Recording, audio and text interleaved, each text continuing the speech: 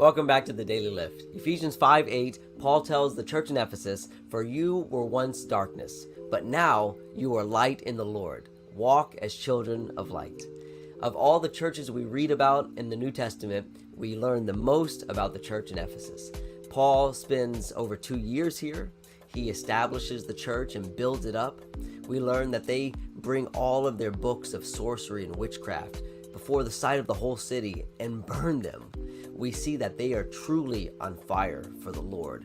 We also see that Paul comes back to them and he warns the Ephesian elders that there are going to be a danger that comes in from among them. And then he breaks the news that he would not be coming back to them. And while in prison in Rome, he sends a letter of encouragement. You see, Paul loves these brethren. He prays for them often, and in chapter 5, he calls them dear children. And so here is the context of where we have this passage. He reminds them to be imitators of God, and that they used to walk in all sorts of ways of the world. They were once in darkness, but now they are the light of the Lord. And since we have been delivered from the power of darkness, and we've been brought into the kingdom of light, we should walk as children of light. But how do we do that?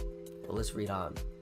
In verse 9, "For the fruit of the Spirit is in all goodness, righteousness, and truth." So we see that the fruits of the Spirit here have something to do with walking as children of light. It takes action. It takes love and joy and peace and patience and kindness. It takes all of these things applied in our lives. If we keep reading on, when we walk as children of light, we discover what is acceptable to the Lord. We become that sweet-smelling aroma that the Lord is pleased by. So next, Paul tells his beloved brothers and sisters to have no fellowship with unfruitful works of darkness, but rather expose them. How does a light expose darkness? By shining brightly. So this is what we're to do. If you're asleep, Paul goes on to say, wake up, and Christ will give you that light. And he says, walk circumspectly, not as fools, but as wise.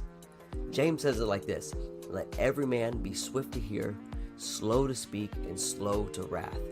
For the wrath of man never produces the righteousness of God. So before you react, stop, think, so that you can respond instead. He also says to redeem the time because the days are evil. The most valuable commodity that we have in this life is our time, and we don't know how much we have. Everything here in this world is competing for your time, even this algorithm on social media. So be careful. There's so many distractions and so much darkness.